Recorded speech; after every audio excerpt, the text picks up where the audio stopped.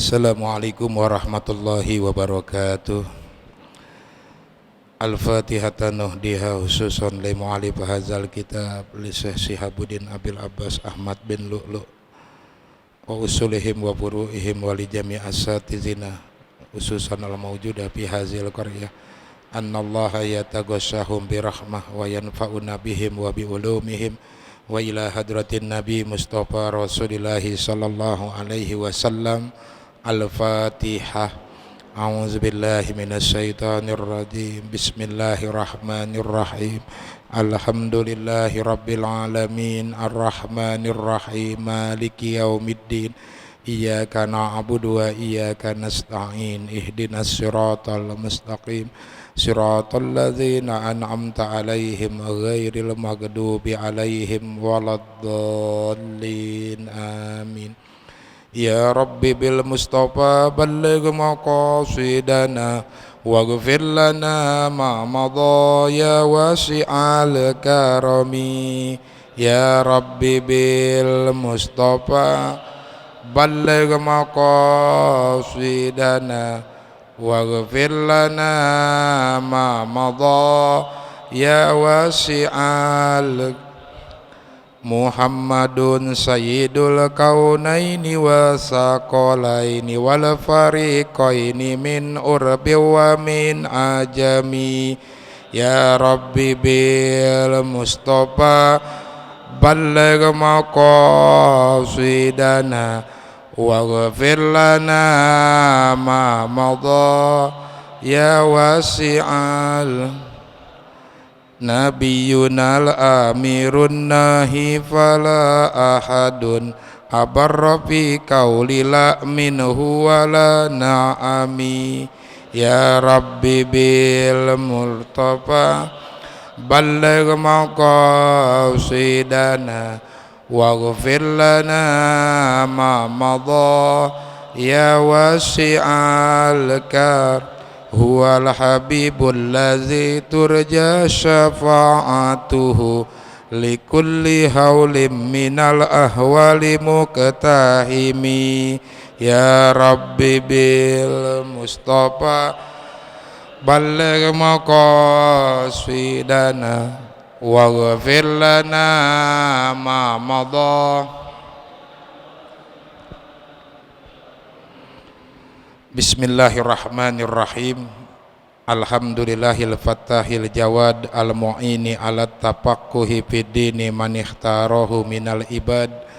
Allahumma salli wa sallim ala sayyidina Muhammad wa ala alihi wa sahbihil amjad salatan wa salaman nafuzu bihima yaumal ma'ad. Amma ba'd. Faqad qala al-musannifu rahimahumullah wa nafa'ana bihi wa bi ulumihi fid dharaini amin ya rabbal alamin wa radhiyallahu anhum. Halaman 15 baris 21 baris 21, hitungin diri dah, baris ke-21 wayal yang tengahnya, baris 21 yang tengah, wayal tapitul imamu lizikri wad du'ai fayaj'alu yaminahu ilaihim wa yasarahu ilal kiblati ila akhirih. Masih menerangkan tentang kesunahan setelah sholat, udah selesai rukun-rukun sholat, setelah mengucapkan salam disunahkan zikir dan doa disertai membaca sholawat di awal dan di akhir doa. Wayal tapitu dan sunnah, hendaklah menengok siapa al-imamu imam lizikri wad du'ai, ketika zikir dan doa.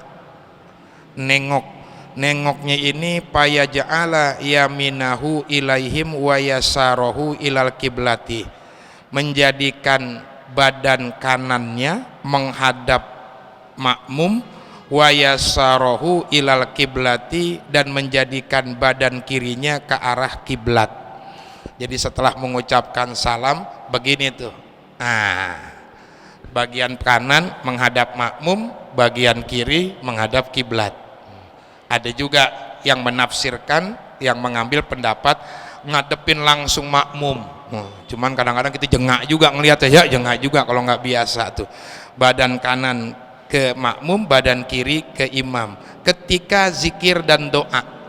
Dan biasanya di kita setelah mengucapkan kalimat Allahumma antas salam, karena biasanya ketika ba'da subuh dan ba'da maghrib, ketika mengucapkan la ilaha illallah wahdahu la syarikalah itu 10 kali, anjurannya adalah sebelum posisi kakinya berubah, kan itu berarti kan belum menghadap ke sana tuh, la ilaha illallah wahdahu la syarikalah, khususnya subuh dan maghrib masih posisi menghadap kiblat, posisi kakinya belum dilipat, belum berubah.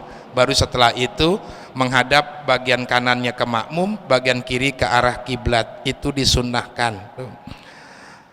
Kemudian selanjutnya wa yufarikul imamu musollahu, dan hendaklah memisahkan diri imam dari tempat sholatnya akibat parogihi, setelah selesai zikir dan doanya imam. In lam yakun sama nisaun, apabila di tempat tersebut tidak ada wedon, tidak ada awewe atau perempuan. Kalau makmumnya laki-laki semua, setelah selesai doa bagusnya imam jangan tetap di tempat sejadahnya di situ, pindah tempat. Kemana kek terserah, mau ke WC kek mana, pokoknya pindah tempat judulnya tuh, geser tempat itu. Jadi setelah selesai doa imamnya jangan di situ aja, pindah lokasi, pindah tempat, kecuali mau pindah di belakang ada perempuan, baru diam dulu di situ.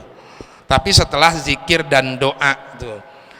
Kemudian wayam kusul imam makmumu hatta yakumal imamu, dan hendaklah makmum berdiam hingga imamnya bangkit. Cakepnya kalau jadi makmum tergantung imam, imamnya bangkit baru bangkit. Kalau imamnya masih diam zikir dan doa, jangan ngangkat dulu badan, walaupun kita kagak ngikut zikir dan doa bareng imam. Walaupun nggak ngikut, tetap anjurannya itu kalau pengen bangkit, kita nggak ada keperluan penting yang urgent, alangkah baiknya tunggu imam berdiri. Imam berdiri dulu, bangkit, pindah tempat, baru kita pindah. Makanya itulah setelah imam berdoa anjurannya pindah tempat. Bayangin kalau orang yang taat banget sama imam, imamnya itu habis sholat asar dibaca apanya, baca rotib, misalnya itu lama banget nggak pindah tempat, makmumnya dianjurin kan katanya jangan pindah dulu sebelum imam berdiri, habis baca rotib segala macam terus baca Quran, lah nungguin sampai maghrib imam kapan bangkitnya. Maka itulah dianjurkan imam pindah tempat setelah zikir dan doa, ngasih kesempatan makmum buat beranjak dari tempatnya. Walaupun ini jarang kita lakonin, kebanyakan belum selesai juga kita udah bangkit duluan, apalagi zuhur dan asar tuh. Selanjutnya wayundabu waman aroda naplan, dan barang siapa yang menginginkan sholat sunnah ba'da pardihi, setelah melaksanakan sholat wajib, nudibah al-paslu bikalamin, disunahkan memisahkan dengan ucapan, awin tikolin, atau berpindah lokasi atau tempat, wahwa abdolu, dan berpindah tempat itu lebih utama. Jadi kalau kita habis sholat fardu, pengen sholat sunnah, sunnahnya pisah dulu, jangan langsung sholat sunnah, berpisah dengan ucapan, zikir, doa, apaan aja. Setelah itu baru sholat sunnah ba'diyah misalnya tuh, atau pindah tempat lebih utama. Anjurannya kalau kita sholat fardu di sini nih, kita sholat sunnah pindah, geser kanan kek, kiri kek, ke belakang kek, pokoknya pindah aja, intikal, berpindah. Bahkan cakepnya setiap kita sholat sunnah, tiap rokaatnya pindah-pindah, cuman jangan dipraktekin kalau terawih, nggak bisa acak-acakan, pindah ke belakang, pindah ke depan, ke kiri, ke kanan, jadi aur-auran. Paling kagak beda antara fardu dengan sunnah aja. Habis fardu di sini depan, sunnahnya ke kanan dikit, ke kiri, atau mundur ke belakang atau ke depanan. Yang penting geser, penting sunnahnya digeser. Wapi baitihi abdolu, dan sholat sunnah di rumah lebih utama. Jadi sholat sunnah utamanya lebih di rumah dibandingkan di masjid. Sholat sunnah apapun juga, pengecualiannya satu, sholat sunnah tawaf di Masjidil Haram, kemudian sholat sunnah ihram tuh sunnahnya di masjid, dan sholat duha, sholat duha dan qobliyah Jumat. Itu doang yang anjurannya di masjid, yang diajurin di masjid tuh, termasuk duha dan lain sebagainya. Selebihnya qobliyah maghrib, qobliyah isya, ba'diyah maghrib, ba'diyah isya dan lain sebagainya sunnahnya di rumah. Azan kita qobliyah baru berangkat ke masjid, langsung zikir doa pulang ke rumah, ba'diyah di masjid. Cuman kalau kita praktekin kayaknya di rumah kita kagak sholat tuh. Pulang zikir doa sampai ke rumah langsung yang ditanyain centong nasi, langsung makan lah. Kapan sholat sunnahnya? Makanya daripada kita kagak sholat sunnah di rumah, mendingan di masjid. Nah, ini bagi yang bisa, bagi yang kira-kira kalau di rumah nggak tersibukkan, nggak istighol, nggak tersibukkan dengan sesuatu hal yang lain, lebih utama di rumah, di rumah termasuk sholat sunnah subuh. Tuh. Sholat sunnah subuh, setelah sholat sunnah subuh kan sunnah tidur miring, itu kan anjurannya di rumah lebih cenderungnya, bukan di masjid. Tuh. Tidur miring setelah sholat sunnah subuhnya, ngadep ke arah kiblat begini tuh. Nah, kemudian setelah itu baru berangkat ke masjid. Kecuali memang kita imam rawatib atau biasa yang ngurusin masjid tuh beda lagi, yang biasa baca rotib. Nah, kalau kita nggak ada tugas, alangkah baiknya sholat sunnah di rumah baru berangkat tuh. Tidur miring di rumah sebentar baru kita berangkat. Nanti semuanya akan diceritakan di kesunahan sunnah sholat. Selanjutnya, wa yundabu fa in kana pisubhi, maka apabila ada seseorang yang sholat itu pisubhi, melaksanakan sholat subuh, pas sunnatu ayyaknuta, maka adapun kesunahannya bahwasanya kunut siapa orang yang sholat subuh bi i'tidali raq'ati saniyata, bi i'tidali raq'ati saniyati, di ketika i'tidal rakaat kedua. Kalau sholatnya sholat subuh, maka sunnah abad bagi orang yang sholat subuh baca kunut. Sunnah bahasanya bukan wajib. Berarti kalau nggak kunut nggak apa-apa. Wabil khusus bisa dipraktekin bagi anak muda yang subuhnya kesiangan, bangun jam 8, sholat kodok subuh, jangan pakai kunut, buka pintu biar kelihatan emak lu, kan emak lu nyangkanya duha. Masya Allah anak gua rajin banget duhanya tuh. Kalau kita pakai kunut ketahuan subuh kesiangan tuh. Jadi gak pakai kunut juga nggak apa-apa, mau kunut silakan, enggak juga silakan. Bahkan ketika berjamaah pun, kalau posisi kita jadi makmum, kita bebas memilih. Kalau kunut kita boleh imamnya kunut, kita boleh kunut, boleh enggak. Kunut boleh ngikut sama imam seperti biasa yang kita lakonin, enggak juga boleh, langsung aja sujud duluan tuh, nungguin. Malas lagi keram nih, dalam hati lagi keram nih, duluan dah sujud, tungguin sujud, boleh. Begitu juga sebaliknya, imamnya kagak kunut, kita kagak kunut boleh, sah sholat. Kunut juga boleh, imam enggak kunut, kita kunut aja bentaran, jangan lama-lama. Habis itu baru kita ruku belakangan, itu uzur, takhalluf, tertinggal dari imam, boleh. Jadi bebas kalau masalah kunut. Cuman kita mengambil pemahaman yang sunnah mu'abad bagi kunut.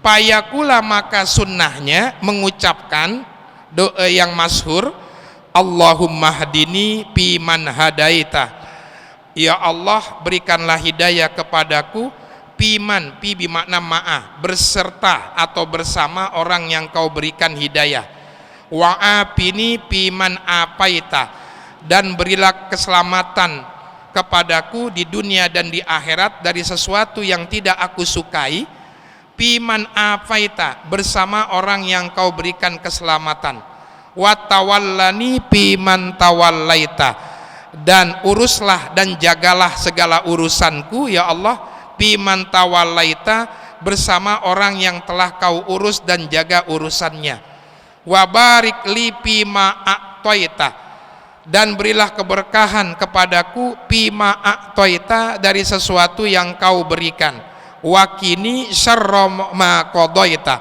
dan hindarkanlah diriku dari keburukan yang kau telah tentukan. Maksudnya kan ketentuan buruk udah ada, kenapa kok minta dihindarin? Maknanya menghindarkan di sini tidak menolak takdirnya Allah, nggak mengeluh dengan ketentuan yang datang dari Allah. Fa innaka taqdi, maka sesungguhnya engkau yang menentukan, wala yuqda alaika, dan engkau tidak ditentukan. Engkau yang menghukumi, engkau tidak dihukumi. Wa innahu la yazillu man walaita, dan sesungguhnya tidak akan hina seseorang yang kau urus urusannya. Tabarakta rabbana wa ta'alaita, maha suci engkau wahai Tuhan kami, dan maha berkah engkau. Wa barik li wa tabarakta rabbana wa ta'alaita. Walau zada, apabila menambahkan seseorang, wala ya'izzu man adaita. Ada tadi kan nggak ada tuh itu. Harusnya wala ya'izzu man adaita, ditambahkan la yazillu man walait, wala ya'izzu man adait, dan tidak akan mulia orang yang memusuhi dirimu. Pahasanun, maka dianggap cukup. Juga ditambahkan falakal hamdu ala ma qadait astagfiruka wa atubu ilaik. Fa in kana imaman, apabila orang tersebut menjadi imam, ata bilafzil jam'i, maka hendaklah mendatangkan dengan lafaz jamak di doanya. Allahumma hdini, Allahumma hdina fiman hadait, wa afina fiman afait, wa tawallana fiman tawallait. Pakai domir jamak. Ya Allah, berikanlah hidayah kepada kami. Jangan Allahumma hdini egois tuh. Allahumma hdini fiman hadait buat lu dalam hati aja. Wa kafini fiman ait buat lu doangan, buat lu doangan. Buat apa domir mutakalim ma'al wahdah. Nah, pakai domir jamak, pakai domir mutakalim ma'al wahdah, domir rame-rame. Allahumma hdina fiman hadait, kecuali lapat palakal hamdu, bukan palakal hamdu, tabarakta rabbana, jangan diganti robbi. Tabarakta rabbana kalau sendiri jangan diganti robbi, itu ngikutin yang kewarid aja. Tabarakta rabbana mau sholat sendiri mau rame-rame bacaannya pakai nah, itu kecuali itu. Kelanjutnya, wala tuta'ayyanu hazihil kalimatu, dan tidak ditentukan kalimat apa kunut ini. Payahsulu bikulli du'ain wa bi ayatin piha du'aun, maka hasil dengan setiap doa. Boleh. Arti kunut ini sesuatu yang mengandung makna doa dan sana, doa dan pujian. Doa dan pujian diakhiri dengan salam, itu namanya kunut. Ada doanya, ada pujiannya. Sebagai contoh, Allahumma gfirli ya Ghafur, ya Allah ampunkanlah saya, doa. Ya Ghafur, wahai zat yang maha pengampun, itu kunut. Maka cukup itu ekspres, super ekspres, kilat, si cepat yang model begitu, cepat, sah aja. Itu karena itu namanya kunut, cuman nggak masur dalam hadisnya, bikinan sendiri.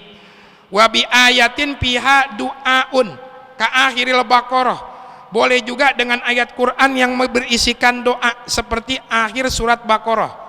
Rabbana la tu'akhizna in nasina au akhtana, Rabbana wala tahmil alaina isron kama hamaltahu alal lazina min qablina, itu kan doa tuh. Pujiannya di mana? Anta maulana pansurna alal kaumil, anta maulana tuh pujian, engkau adalah Tuhan kami, pujian. Boleh juga Rabbana la tuzigh qulubana ba'da iz hadaitana, apaan aja. Apalagi doa yang biasa kita baca, Rabbana ghfir lana dzunubana wa li ikhwanina allazina sabaquna bil iman wa la taj'al fi qulubina ghillal lil ladzina amanu Rabbana innaka raufur rahim. Innaka raufur rahimnya itu puji, apa, sanjungan. Awalnya doa, udah cukup tuh, itu aja baca, itu kunut namanya. dianggap cukup sebagai kunut tuh. Walaupun lebih utama yang datang dari Rasulullah tadi, Allahumma hdina fiman hadait tuh. Walakin hazihil kalimatu, akan tetapi kalimat ini Allahumma hdina fiman hadait itu afdalu, lebih utama dibandingkan kalimat yang lain. Summa yusolli ala nabi sallallahu alaihi wasallam, kemudian bersolawat kepada kangjeng Nabi setelah kunut. Nah, setelah kunut tutup dengan solamat wa sallallahu ala sayyidina Muhammadin wa ala alihi wa sahbihi wasallam, wa sallallahu ala sayyidina Muhammadin nabil ummi wa ala alihi wa sahbihi. Wa kalau wasolla matchingnya pasangannya wasalam, kalau wasolli wasalim, kalau pamer amer, madi madi, biar pas pasangannya. Nah itu sholawat diakhirin. Cuman ini lebih utama tadi Allahumma hdina. Tapi kalau bikinan sendiri boleh, wabil khusus ketika kita pengen cepat kunutnya, ya udah Allahumma firli ya ghafur wa sallallahu ala sayyidina Muhammadin wa ala alihi wasallam alhamdulillahirabbil alamin. Allahu akbar. Itu kunut tuh. Atau pas kita kunut doanya Rabbana ighfir lana wa li ikhwanina allazina sabaquna bil iman wa la taj'al fi qulubina ghillan lil ladzina amanu rabbana innaka raufur rahim wa sallallahu ala sayyidina Muhammadin wa ala alihi wasallam alhamdulillahirabbil alamin. Allahu akbar. Itu kunut sama. Cuman utamanya yang datang tadi Allahumma hdina yang biasa kita baca. Wa yundabu, dan disunnahkan apa rabu yadaihi, mengangkat kedua tangan. Mengangkat kedua tangan, tapi jangan tinggi-tinggi, jajar aja. Jangan begini. Nggak dianjurkan sampai ketiak kelihatan. Kecuali dalam kondisi udah urgent banget ya, udah danger banget lah, udah bahaya banget dah tuh. Udah bokek berat, udah parah, udah parah begini. Makanya kalau ada bujangan udah begini berarti udah mentok, di sana ditolak, di sini ditolak, di sana ditolak dah tuh. Baru dah tuh keteknya kelihatan. Kalau lagi biasa aja, di bawah aja. Terserah apakah mau dirapetin, kata Imam Ibnu Hajar, apakah mau diginiin, terserah. Tangannya juga terserah apakah mau diratain begini, apa mau jarinya lebih tinggi dibandingkan telapak. Nah, terserah. Mau begini boleh, mau begini boleh, mau begini boleh, mau begini boleh. Cuman anjurannya jarinya agak dirapatkan, itu aja tuh. Kemudian teranjutnya duna mashi wajihihi aw sadrihi, dan tidak tanpa mengusap wajah dan dadanya, nggak dianjurkan. Memang ketika di luar doa ada anjuran mengusap wajah setelah berdoa, tapi kalau ketika kunut nggak sunnah. Setelah selesai doa langsung aja turun ke bawah, nggak pakai mengusap wajah atau dadanya. Mengusap wajah atau dadanya dielus, nggak perlu, langsung aja turun ke bawah. Wa yajharu bihil imamu, dan mengeraskan suara imam. Payu aminu maka mengamini siapa makmun yasma'uhu lid du'ai, yang mendengar doa tersebut. Wa yusarik pisanai, dan bersetutuh atau mengucapkan berbarengan di dalam sanjungan. Jadi kalau seandainya imamnya subuh itu kedengaran suaranya, maka makmum kalau ngedenger sunnahnya denger sambil ngaminin. Allahumma hdina fi man hadait, amin, wa afina fi man afait, amin. Wa yusariku pisana, ketika pujian bukan amin tapi ngucapin bareng. Palakal tabarok tarobana wat palakal robana Allahumma hdina fi ma balik li fi ma atait wa kini sarroma qadi fa innaka taqdi wala yuqda alaik. Fa innaka taqdi itu. Dari situ baru baca bareng, nggak ngaminin, karena itu isinya bukan doa tapi sanjungan. Fa innaka taqdi, maka sesungguhnya engkau yang menghukumi, wala yuqda alaik, dan engkau tidak dihukumi. Itu kan sanjungan. Maka baca bareng. Wa in lam yasma'u qanata, apabila kagak ngedenger suara imam maka kunut sendiri. Imam makmumnya jauh di belakang, nggak kedengeran, tapi ngelihat sih lagi kunut, ya udah baca aja Allahumma hdini fiman hadait wa afini fiman afait. Percuma kita ngaminin, orang kagak kedengeran tuh. Di dalam sholat kan antara dua anjurannya tuh, kalau nggak ngucap ya dengerin, itu aja. Kalau lagi berjamaah tuh, kalau nggak dengerin ya ngucapin, kalau nggak dengerin ngucapin, itu aja antara dua. Kalau memang nggak dengerin bacaan imam kemudian anda nggak kedengeran, ya ngucapin. Nggak ada istilah diem, kagak ada istilah diem di dalam sholat. Wa in lam yasma wal munfaridu yusirru bihi wa apa, dan adapun orang yang sholat sendiri dianjurkan pelan aja kunutnya.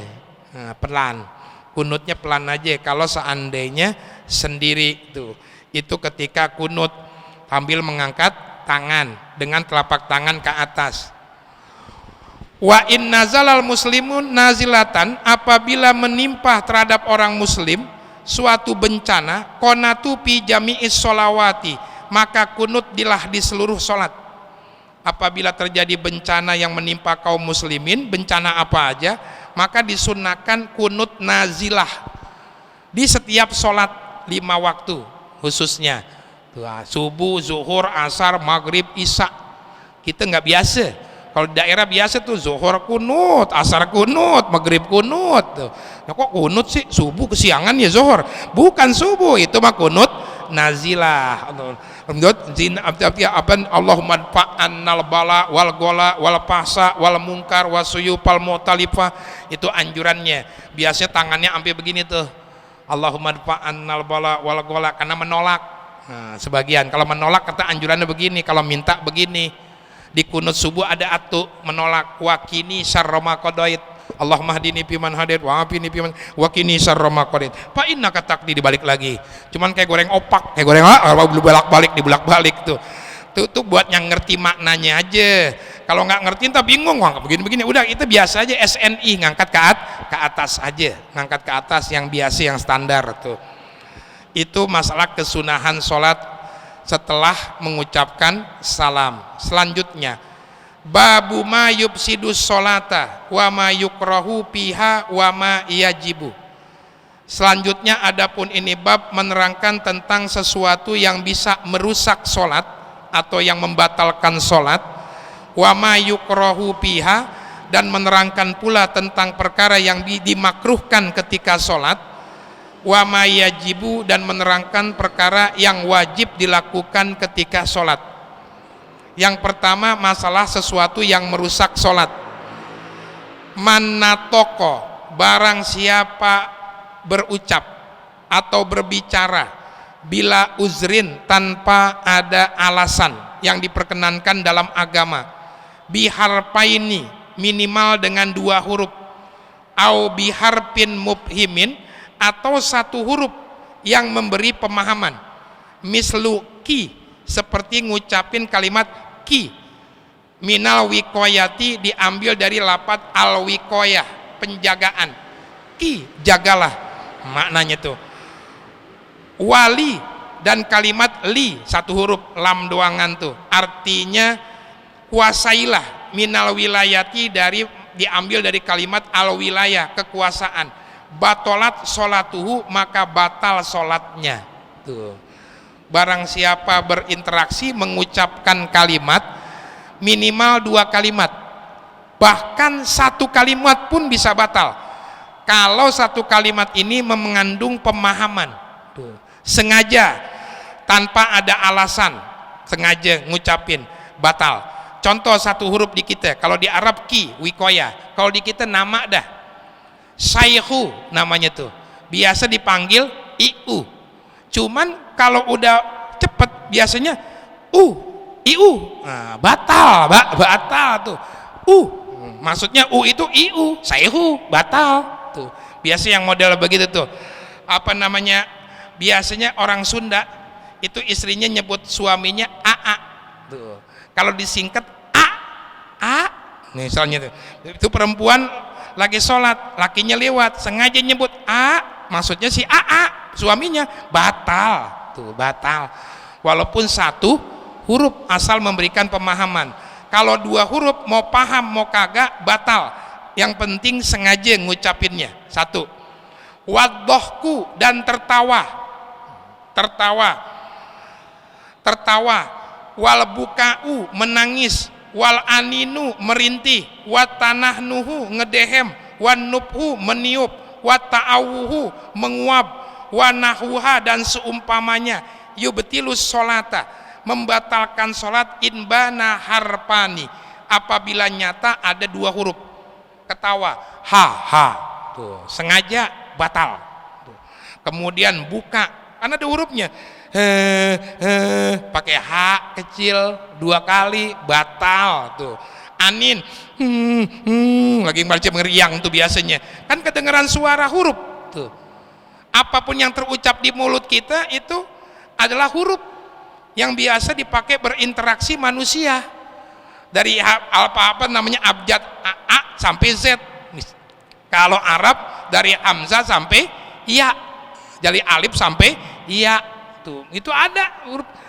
Pokoknya yang model begitu aja ada mengandung huruf yang biasa kita pakai, maka batal. Kecuali satu, termasuk niruin suara binatang.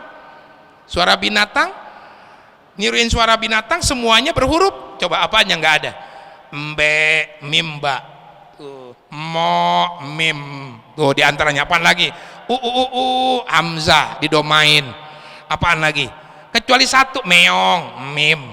Ada kalau Indonesianya n sama g. Ada satu yang kagak biasa dipakai interaksi manusia. Apaan? Suara burung. Coba ente tiruin siulan, coba hurufnya apaan? Lah kagak ada. Coba ada tuh. Coba, cuma jangan di masjid ya, pokoknya tadi di rumah dah. Ente siul, ente rekam suara siulan, huruf apaan tuh? Lah kagak ada hurufnya itu. Tuh coba dah, itu doang kata ulama sih. Ternyata tadi dibuktikan bener. Berarti nggak batal dong sambil siulin burung. Ya batal kalau tujuannya al-la'bu, main-main di dalam main-main di dalam sholat. Tuh. Wal anin wa tanahnu, ngedehem. Ada cewek liwat, batal. Tuh batal. Mim. Wan nubhu, meniup, karena kepanasan, batal.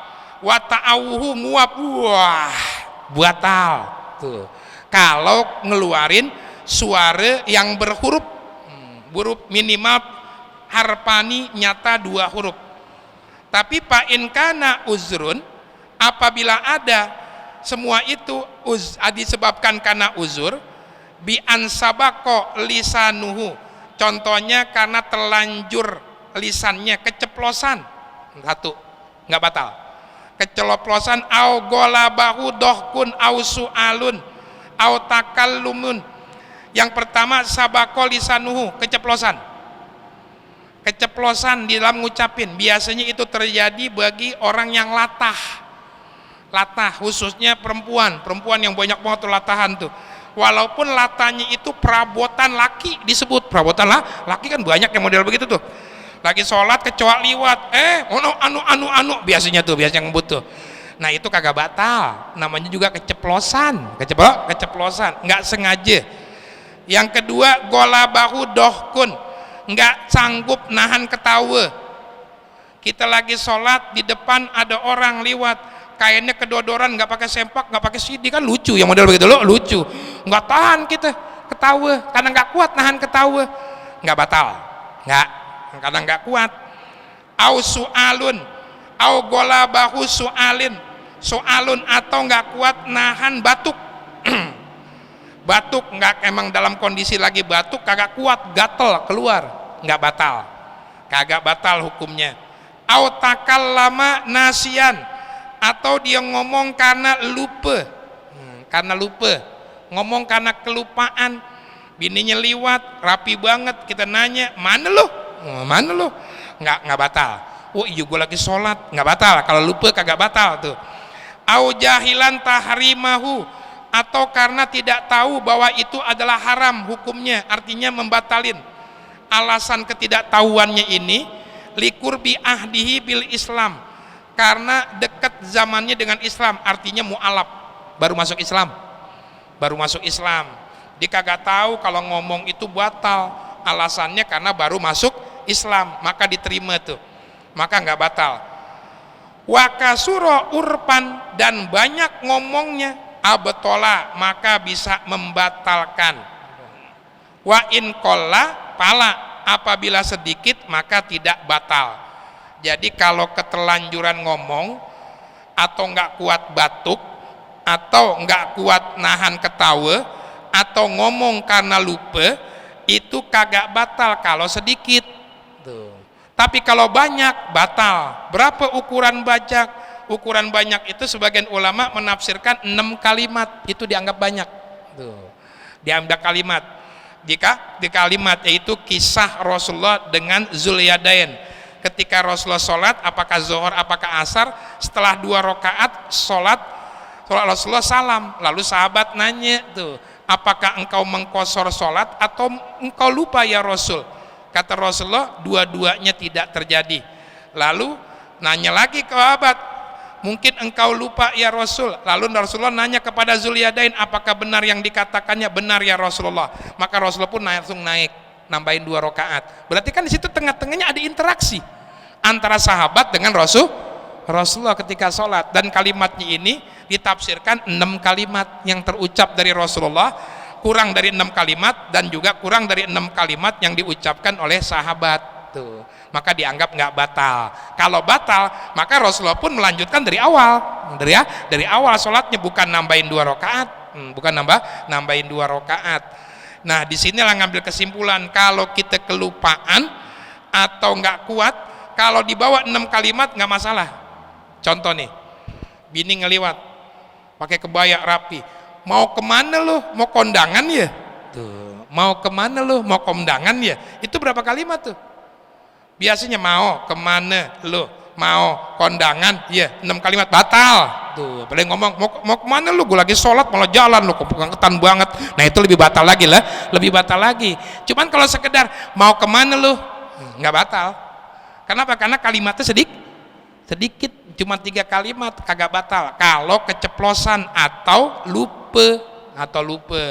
Begitu juga batuk, nggak batal. Tapi kalau terus berturut-turut tuh, sampai 6 jeda, batal. Batal karena kebanyakan tuh. Begitu juga dengan yang lainnya. Kalau banyak walaupun nggak sengaja batal. Kalau sedikit kagak tuh. Selanjutnya, walau alima at-tahrima, apabila seseorang mengetahui keharaman, wajahila, dan tidak mengetahui kaunahu akan adanya sesuatu tersebut, mubtilan bisa membatalkan. Auqala min khaufin nari, atau mengucapkan dari takut kepada api, lapat batolat maka batal. Walau alimat tahrim wajahila kaunahu mubtilan, dia tahu bahwa ngomong itu kagak boleh, dia tahu ngomong nggak boleh, cuman dia kagak tahu kalau bisa membatalin sholat. Lalu dia ngomong di dalam sholat dengan sengaja, batal, karena dia tahu larangan, walaupun dia nggak tahu kalau itu ngebatalin sholat. Auqala min khaufin nar, atau dia takut ngelihat api langsung ngomong panjang, hamzahnya dipanjangkan, maka batal, karena itu 2 huruf. Walau ta'azzarat, apabila sulit al-fatihatu fatihah, illa bitanah nuhi, kecuali dengan ngedehem, tanah naha laha, maka boleh ngedehem karena ingin baca fatihah. Khususnya imam mau baca fatihah, kayaknya ada yang nyangkut di sini, ada ngedehem dulu. Bismillahirrahmanirrahim, nggak batal walaupun ngedehemnya sengaja tuh. Karena tujuannya adalah memperlancar rukun, yaitu baca fatihah. Begitu juga ketika tahiyat akhir. Ketika tahiyat akhir kan rukun sholat, pengen tahiyat susah banget, akhirnya ngedehem dulu biar lancar, maka hukumnya sunnah, hukumnya nggak batal, cuman yang umumnya adalah fatihah. Karena fatihah imam kan dikencengin, kalau tahiyat pelan, pelan. Tahiyat ini fatihah nggak bisa kenceng nih suaranya, kecuali kalau ngedehem, maka dehem dulu, nggak batal. Wa in bana, apapun nyata harpani 2 huruf ketika ngedehemnya boleh. Wa in ta'azzara al jahru biha illa bihi tarokahu wa asarro biha, apabila sulit ngerasin suara kecuali dengan ngedehem, maka tinggalin, lebih baik pelan aja. Tapi kalau seandainya bahasanya cuman gara-gara pengen ngerasin suara kagak bisa, khususnya surah. Ini kalau ngerasin suara baca surah nggak susitnya kecuali ngedehem, maka tinggalin. Kecuali pelan aja, apa? Pelan aja anjurannya, wa asar biha. Tuh. Berarti kalau ada yang bacaannya pelan, kita jangan suuzon dulu. Wah dia nggak apal nih bacanya pelan. Kemungkinan besar dia nggak tertahan suaranya, pengen ngedehem, diingat ini bacaan surah. Tuh. Insya Allah kelanjutannya kita lanjut pada kesempatan yang akan datang. Wallahu a'lam bissawab. Al-Fatihah. A'udzubillahiminasyaitonirrajim. Bismillahirrahmanirrahim. Alhamdulillahirabbil alamin arrahmanirrahim maliki yaumiddin.